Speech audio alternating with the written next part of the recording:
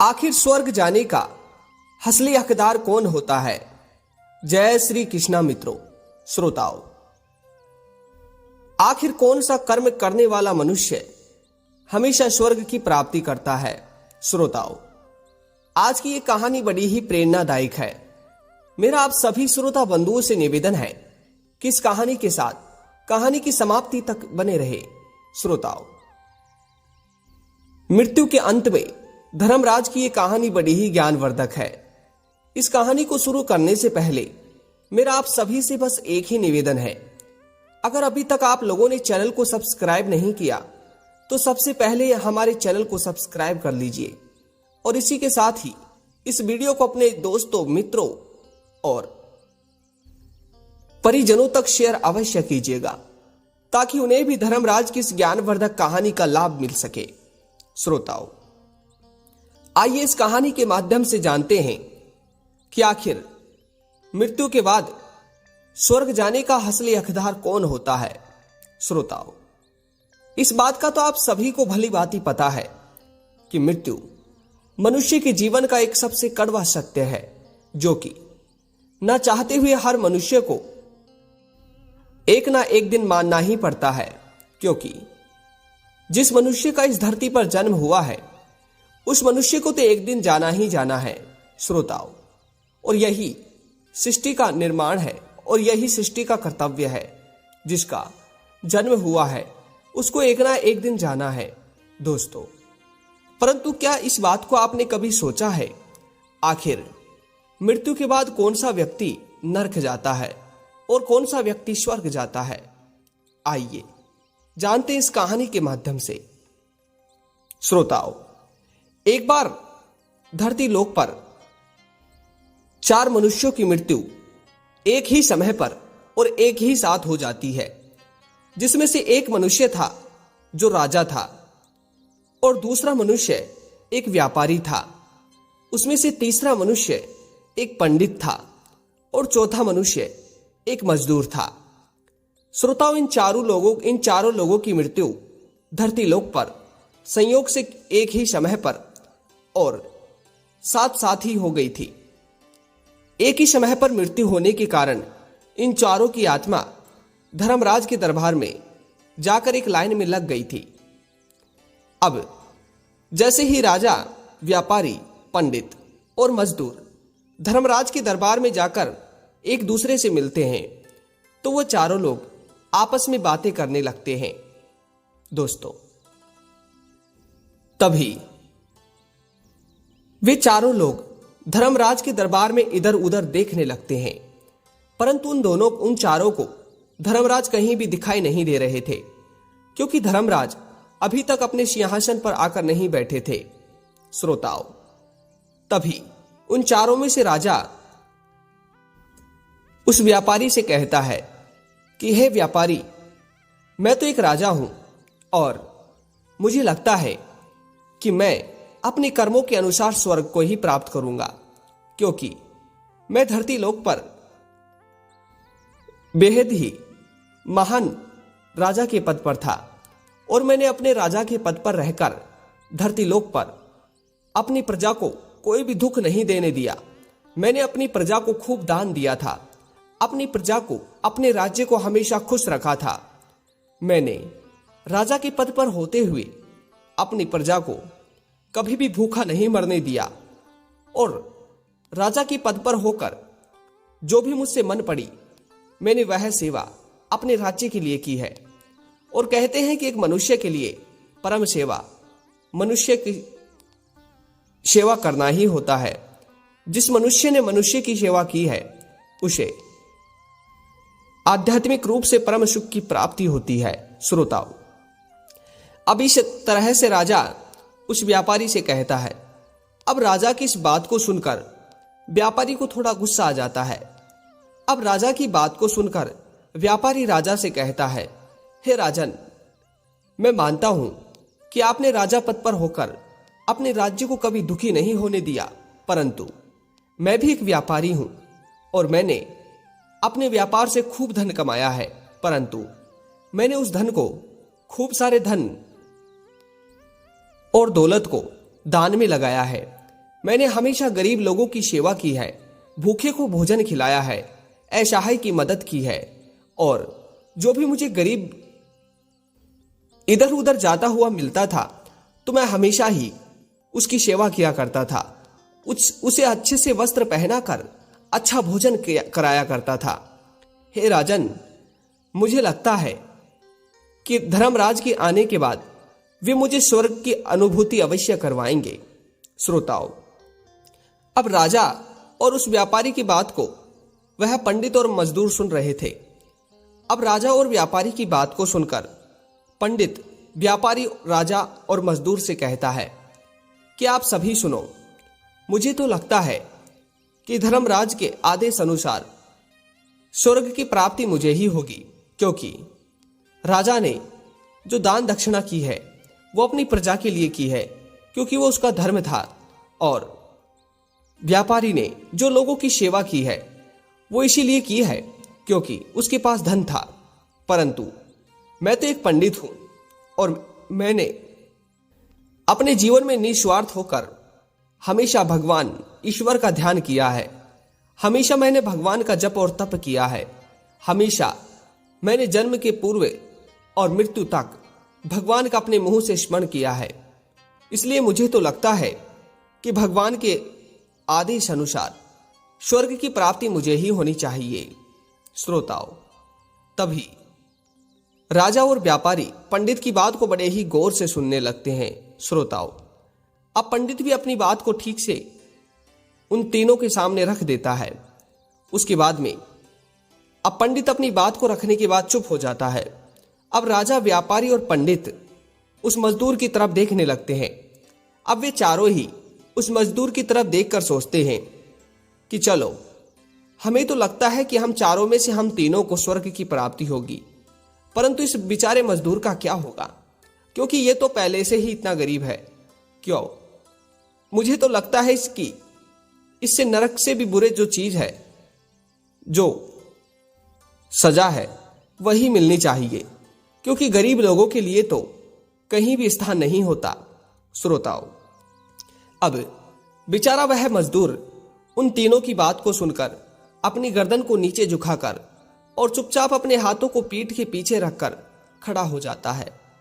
अब मजदूर भी अपने मन ही मन सोच रहा था कि वास्तव में इन तीनों ही महान लोगों की बात सच है, क्योंकि राजा तो धनवान थे, उन्होंने अपने जीवन में खूब सेवा की। व्यापारी भी धनवान थे, उन्होंने अपने जीवन में खूब दान पुण्य किया। उधर ये पंडित भी अच्छे कर्म वाला है, क्योंकि इसने अपने पूरे जीवन में अपने मुंह से भगवान का स्मरण किया है। परंतु मैं तो एक मजदूर ठहरा। मैंने तो अपने जीवन के शुरुआती काल से ही जीवन में संघर्ष किया है। मैंने तो धरती लोक पर भी नरक की प्राप्ति की है, तो मुझे तो लगता है कि मेरे भाग्य में हमेशा हर स्थान पर नरक ही लिखा है। श्रोताओं, अब बेचारा वह मजदूर इतना सोच ही रहा था कि उतने में धर्मराज और चित्रगुप्त अपने सिंहासन पर आकर बैठ जाते हैं। अब धर्मराज के आने के बाद, धर्मराज के आते ही धर्मराज का चित्रगुप्त सबसे पहले उस राजा को अपनी लाइन में बुला लेता है। अब राजा के आगे जाते ही चित्रगुप्त राजा से कहता है, हे राजन, आपका नंबर सर्वप्रथम है। अब आप बताइए, आपने अपने जीवन में कौन कौन से पुण्य किए हैं। श्रोताओं, अब चित्रगुप्त के इस सवाल को पूछते ही राजा चित्रगुप्त को जवाब देते हैं कि हे भगवान, मैंने अपने जीवन में अपनी प्रजा को कभी भी दुख नहीं दिया।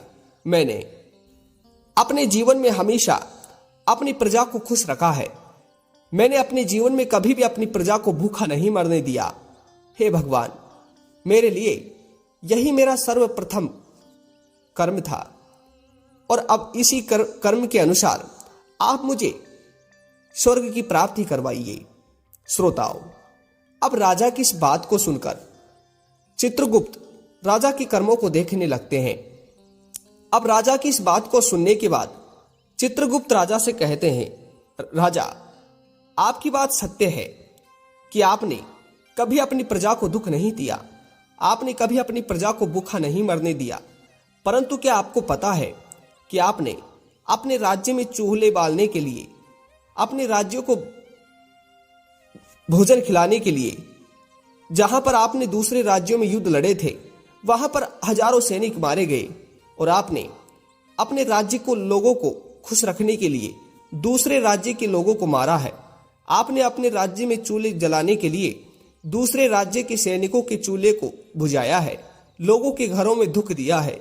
हे राजन, आपके इन्हीं कर्मों के अनुसार आपको नरक की प्राप्ति होगी। श्रोताओ, अब चित्रगुप्त की ऐसी बात को सुनकर वह राजन अपने मुंह को उतारकर पीछे हट जाता है। अब उसके बाद में चित्रगुप्त उस व्यापारी को अपनी लाइन में आगे बुला लेते हैं। अब व्यापारी का नंबर आते ही व्यापारी चित्रगुप्त से कहने लगते हैं, हे भगवान, मैंने अपने जीवन में खूब धन कमाया है और मैंने जितना भी धन कमाया है उसमें से मैंने अपना 11वां भाग लोगों की सहायता करने में, गरीबों को भोजन खिलाने में लगाया है। मैंने अपने जीवन में खूब दान पुण्य किया है। हे भगवान, अब आप ही मुझे अपने कर्मों के अनुसार सजा दे दीजिए। श्रोताओ, अब व्यापारी के कर्मों को देखने के बाद चित्रगुप्त व्यापारी से कहते हैं कि हे व्यापारी, तुम्हारी बात सत्य है कि तुमने अपने जीवन में खूब दान पुण्य किया है। अपनी कमाई का 11वां भाग तुमने हमेशा सत्य का साथ देने में लगाया है, परंतु तुमने अपनी कमाई का जो आधा हिस्सा लोगों के भले कर्म में लगाया है, वह तुमने अन्य दूसरे लोगों से झूठ बोलकर कमाया है और तुम्हारे झूठ बोलकर कमाए हुए धन से ही तुमने लोगों की सहायता की है, मदद की है। इसलिए तुम्हारे इन कर्मों को तुम्हारे जीवन के साथ नहीं जोड़ा जा सकता। अर्थात लोगों के जीवन में दुख देकर, लोगों के घर में अंधेरा कर कर अपने घर का दीपक जलाना, इसे मेहनत नहीं कहते। अगर तुम अपने खुद के दम पर मेहनत कर कर सत्य का साथ लेकर धन कमाते और उस धन को भले में लगाते, तो तुम्हारा वह कर्तव्य, वह कर्म तुम्हारे भले कर्मों में जोड़ा जाता। श्रोताओ, अब चित्रगुप्त की ऐसी बात को सुनकर वह व्यापारी भी अपने मुंह को उतार कर पीछे चले जाता है। श्रोताओ, अब उसके बाद में तीसरे नंबर पर चित्रगुप्त पंडित का नंबर लेते हैं। अब जैसे ही पंडित का नंबर आता है, तो पंडित का नंबर आते ही चित्रगुप्त पंडित जी से उनके कर्मों के बारे में पूछते हैं। और जब चित्रगुप्त पंडित जी से उनके कर्मों के बारे में पूछते हैं, तो पंडित जी चित्रगुप्त से कहते हैं कि हे भगवान, मैंने तो अपने जीवन में जन्म से पूर्व ही हमेशा अपने भगवान का स्मरण किया है। मैंने हमेशा भगवान की पूजा की है। कभी भी मैंने अपने मार्ग को भक्ति से नहीं हटाया है। मैंने जीवन से लेकर मृत्यु तक हमेशा भगवान का जप तप किया है। मैंने हजारों सैकड़ों यज्ञ किए हैं, हजारों सैकड़ों मैंने लोगों के घरों में पूजा पाठ की है। हे भगवान, यही मेरा कर्म और यही मेरा कर्तव्य था। श्रोताओ, अब उस पंडित की ऐसी बात को सुनकर चित्रगुप्त पंडित से कहते हैं कि हे पंडित, आपकी यह बात सत्य है कि आपने लोगों को घर में हजारों पूजा पाठ किए थे, हजारों आपने यज्ञ किए थे, परंतु यह सब कार्य आपने स्वार्थ में आकर किए थे, क्योंकि जिन हजारों लोगों के घरों में आपने पूजा पाठ की है, उन हजारों घरों से आपको धन मिला है और उसी ही धन के लालच में आकर आपने लोगों के घरों में पूजा पाठ की है। इसलिए आपको इन पूजा पाठों का कोई भी लाभ आपके कर्मों में नहीं जोड़ा जा सकता। श्रोताओ, अब पंडित भी अपना मुंह उतारकर लाइन से पीछे चला जाता है। अब उसके बाद में आखिरी में उस मजदूर का नंबर आता है। जब चित्रगुप्त मजदूर की तरफ देखते हैं, तो चित्रगुप्त देखते हैं कि मजदूर अपने मुंह को उतारकर और दुखी होकर चुपचाप खड़ा है। श्रोताओ, तभी चित्रगुप्त उस मजदूर के कर्मों के बारे में पूछते हैं, तो मजदूर अपने सिर पर रुमाल को संभालते हुए चित्रगुप्त से कहते हैं कि हे प्रभु, हे भगवान, खैर मैं तो आपको बताऊंगा ही क्या, क्योंकि मैंने तो अपने जीवन में कभी कोई भला ही नहीं किया। जब इतने ज्यादा विद्वान, इतने बड़े विद्वान पंडित, इतने धनी व्यापारी और इतने पराक्रमी राजा, जब इन तीनों को ही नरक मिला है, तो मुझे भी स्वर्ग कैसे मिल सकता है? ना तो मेरे पास धन था, ना लोगों की मैंने अच्छे कर्म किए थे, और ना ही मैं कोई बड़ा व्यक्ति हूं, तो जाहिर सी बात है कि मुझे भी नरक ही मिलने वाला है। दोस्तों, तभी उस मजदूर की इस बात को सुनकर चित्रगुप्त हंसने लगता है। तभी वह मजदूर चित्रगुप्त से कहता है, हे भगवान, मैंने तो अपने जीवन में हमेशा मजदूरी की है। हमेशा जन्म से पूर्व ही मैंने अपने खेतों में काम किया है, और खेतों में काम कर कर मैंने अपने घर का और अपने पेट का भरण पोषण किया है। मैंने जीवन में कभी भी किसी के साथ बुरा नहीं किया। मैंने कभी भी स्वार्थ में आकर किसी के साथ बुरा नहीं किया। मैंने केवल स्वार्थ में आकर अपने खेतों में काम किया था, और मेरा स्वार्थ केवल अपने बीवी बच्चों और अपना पेट भरना ही था। हे प्रभु, इसके अलावा मैंने जीवन में कोई अच्छा कर्म नहीं किया। दोस्तों, तभी चित्रगुप्त उस मजदूर से कहते हैं कि जरा याद करो, तुमने अपने जीवन में और कुछ अच्छा कर्म तो नहीं किया। दोस्तों, अब काफी देर सोचने के बाद में वह मजदूर चित्रगुप्त से कहता है, हाँ प्रभु, मैंने एक अच्छा कर्म किया था। एक दिन मैं अपने खेत में एक पेड़ के नीचे बैठा हुआ था। उस समय मैं भोजन करने वाला था। तभी मैंने अपने भोजन वाली थैली को खोला ही था कि उतने में एक बीमार हुआ कुत्ता मेरे सामने अपने पैरों से लड़खड़ाता हुआ आया। उस कुत्ते की स्थिति को देखकर मुझे उस पर तरस आ गया, और उस कुत्ते की इस स्थिति को देखकर मैंने अपने भोजन को ना खाकर उस कुत्ते को खिलाया था। हे प्रभु, मेरा तो बस यही एक अच्छा कर्म था, और मुझे नहीं लगता कि मेरा यह अच्छा कर्म मुझे नरक से बचा सकता है। परंतु प्रभु, नरक जाने से पहले मेरा आपसे एक निवेदन है कि मुझे एक बार आप स्वर्ग को बाहर से ही दिखा दीजिए। यानी कि मैं स्वर्ग के रास्ते में एक बार झांक कर देखना चाहता हूं कि आखिर स्वर्ग दिखने में कैसा होता है। दोस्तों, अब उस मजदूर की बात को सुनकर चित्रगुप्त मजदूर से कहते हैं, हे मानव, वास्तव में तुम बड़े ही भोले हो, और तुम्हें उस स्वर्ग को झांक कर देखने की कोई आवश्यकता नहीं है। चलो, तुम्हें स्वर्ग में ही जाना है। दोस्तों, अब चित्रगुप्त अपने सिंहासन पर से खड़े होकर बड़े प्रेम के साथ उस मजदूर का हाथ पकड़कर उसे स्वर्ग में छोड़ने के लिए जाते हैं। श्रोताओ, इसीलिए कहते हैं कि जो मनुष्य हमेशा लोगों के साथ भला करता है, हर कार्य को निस्वार्थ के साथ करता है, और कोई भी बुरा कर्म ना कर कर एक अच्छा कर्म करता है, तो उस मनुष्य को हमेशा स्वर्ग की प्राप्ति ही होती है। श्रोताओं, कहते हैं कि आपने 100 बुरे कर्म किए हैं, और 100 बुरे कर्म करने के बाद अगर आप एक सबसे बड़ा अच्छा कर्म भी करते हैं, तो आपके वे 100 बुरे कर्म भी धुल सकते हैं।